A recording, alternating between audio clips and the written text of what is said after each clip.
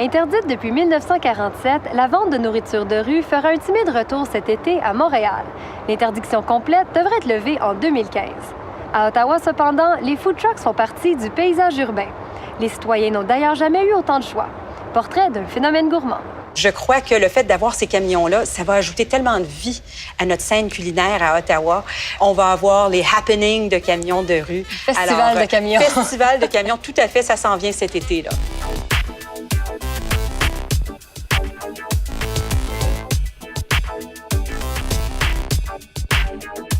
Alors là, comme tu le sais, il y a un véritable boom au niveau des food trucks à Ottawa, en Ontario, en Amérique du Nord. D'où vient cet engouement pour la bouffe de rue? Un grand facteur dans tout ça, ça a été là, les problèmes économiques qu'on a vécus dans les dernières années. Un repas qu'on prend sur la rue, ça coûte pas cher, mais quand on est un restaurateur, ça coûte pas cher ouvrir un camion plutôt qu'un restaurant avec tous les coûts qui sont associés, le loyer, les meubles, le personnel.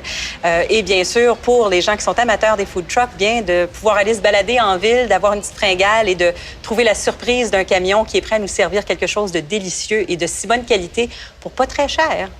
Je crois que ça fait partie de la recette du succès. Oui, parce que justement, on attend 18 nouveaux camions et chariots dans la ville. À quoi on peut s'attendre? Qu'est-ce qu'on va voir dans nos rues? Il y a de tout. C'est vraiment hallucinant de penser à toutes les possibilités qu'il va y avoir. Il y a un camion qui va être inspiré du Texas, un autre cajun, un autre, ça va être des fruits de mer. Alors, ça va être vraiment quelque chose, il va en avoir pour tous les goûts.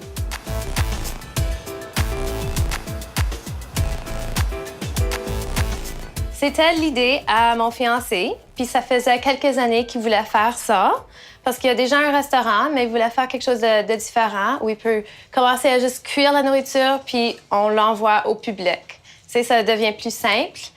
Le temps était parfait pour commencer, parce que ça devient de plus en plus populaire, et aussi la ville d'Ottawa est prête pour ça.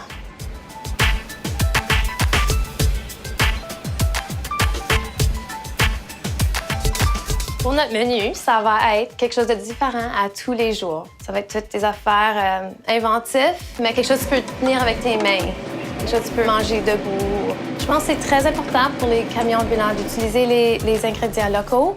Donc, le plus de camions qu'ils font, mais le plus de monde qui vont goûter à ça. Pourquoi, selon toi, est-ce que les grands chefs établis qui ont déjà des restaurants décident de retourner dans la rue et de s'ouvrir des camions? Il me semble que ça devrait être le contraire. Peut-être, mais moi, ce que je vois, c'est le contact avec le client et la fête sur le trottoir.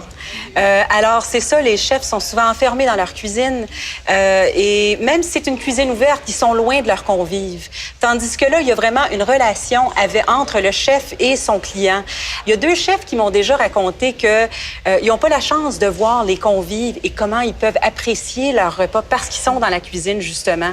Et l'un me disait que parfois, il va jeter un coup d'œil dans la salle, puis quand il voit un convive prendre la première bouchée et sourire, là, ça lui rapportait beaucoup.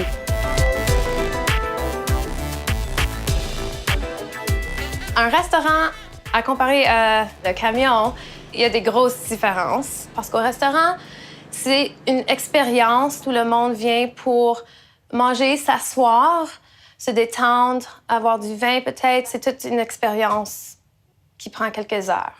Nous autres, c'est pas mal l'opposé. C'est quelque chose que le monde veut prendre vite fait, mais quelque chose qui goûte bon.